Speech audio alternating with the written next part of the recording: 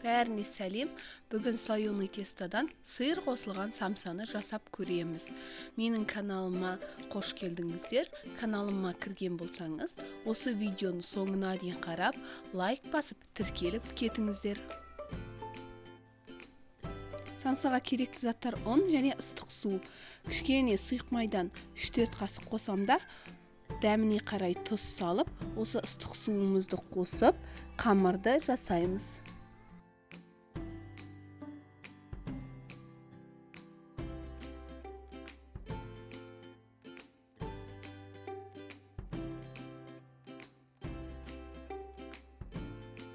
Қамырды осылай 20 минут демалдырып, 20 минуттан кейін бір басып жіберіп, қайтадан демалдырып қоямыз. Одан кейін пайдалануға дайын болған кезде мен осылай оқтаудың көлеміне қарай бөліп аламын. Мен 4 бөлікке бөлдім. Сосын кәдімгі еттің қамырына жайған сияқты жайып шығамын.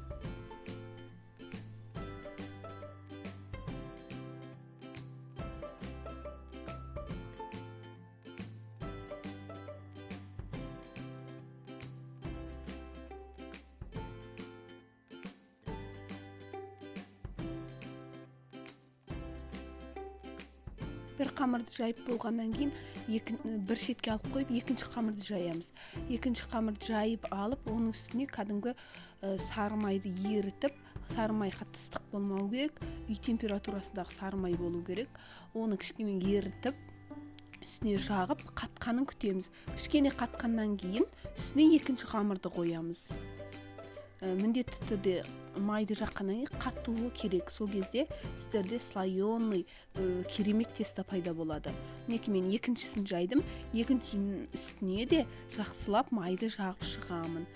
Барлық жеріне май тиюі керек. Оны да қатқанын күтеміз. Қатқаннан кейін орай бастаймыз. Майдың сапасына да байланысты, май 82%-дан жоғары болса, өте дәмді теста пайда болады. Менікі үй майы болғандықтан, үй майы өте жақсы келеді. Мінекей дәл видеодағыдай орай бастаймыз.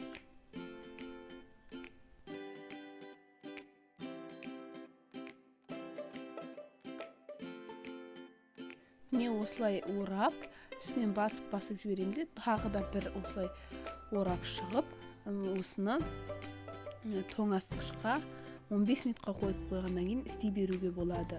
Немесе көп істеп, морозилкада тұра берсе, сізге керек кезде пайдалансаңыз, өте жақсы теста болады.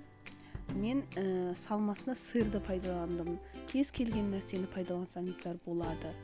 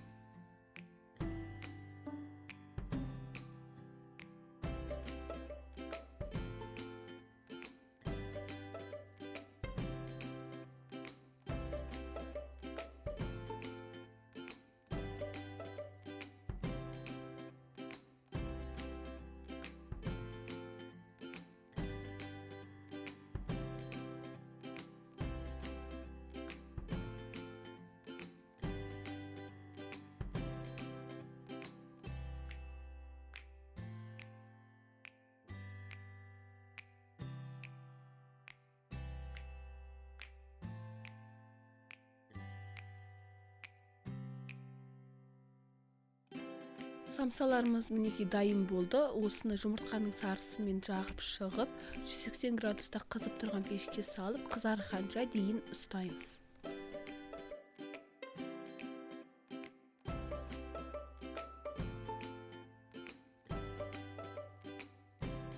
ыстықтай дәмі өте керемет болып шығады.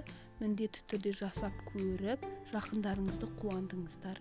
Өте дәмді слоеный тесто болып шықты.